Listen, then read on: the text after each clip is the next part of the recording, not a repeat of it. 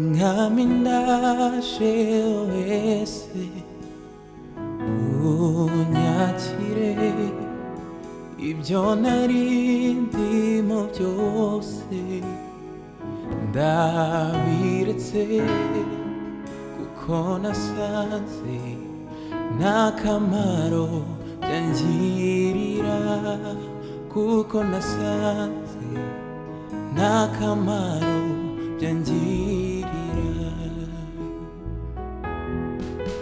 mwami ndaje wese mwami ngunyakire ibyo narindimo byose ndabiretse kuko nasanze nta kamaro byangirira kuko nasanze nta kamaro byangirira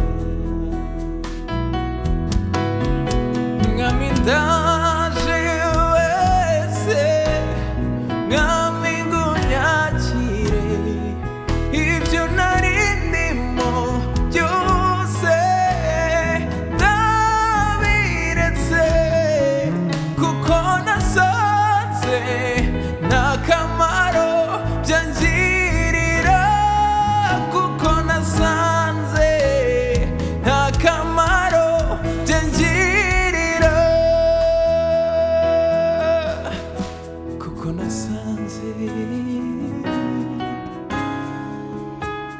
nasanze nta kamaro na kimwe byamariye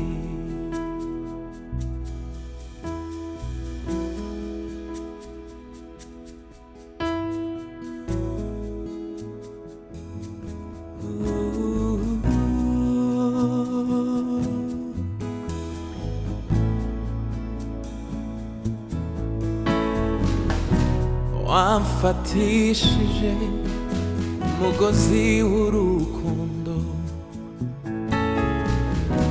ngira uwawe maze urampindura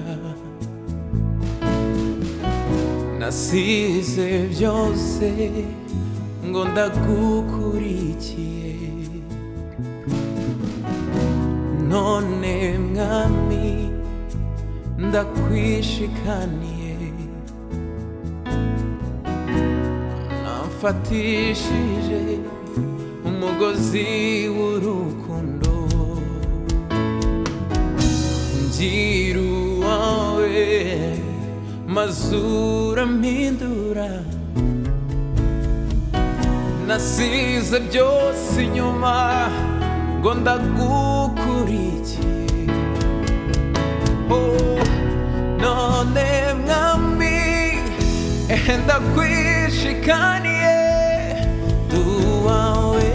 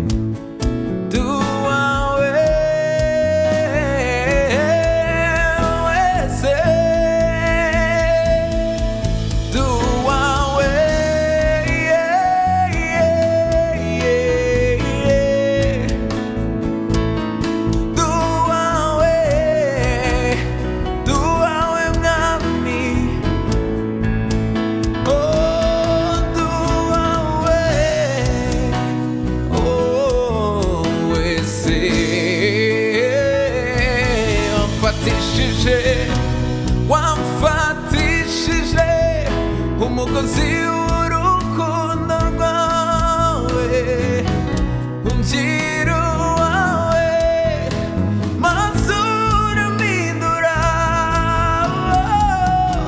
nasize byose ndagukurikiye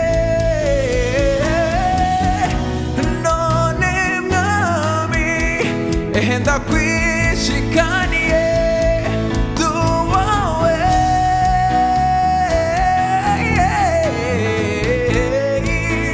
mwami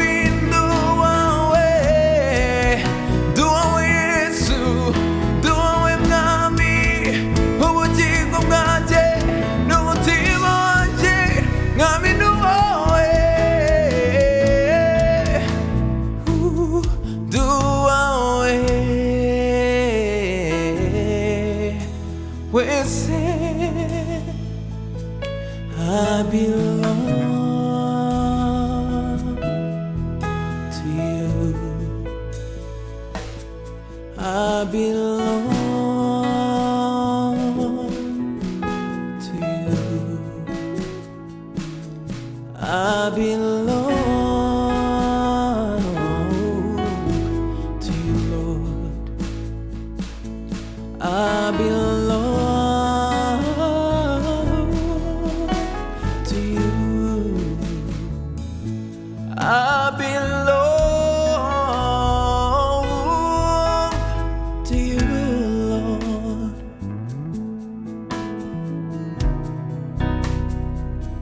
Lord, I belong to you. My heart is for you, Lord.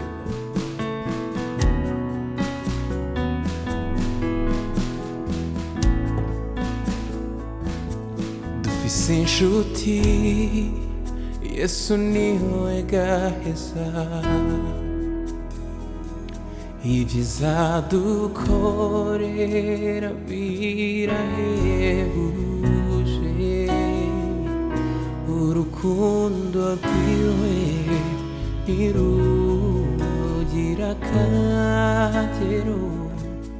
Iyo nshuti Yesu itandukanye n'izindi. Nshuti Yesu itandukanye n'izindi. Abantu benshi ntibazi ko ariho. Abantu benshi ntibazi ko avuga.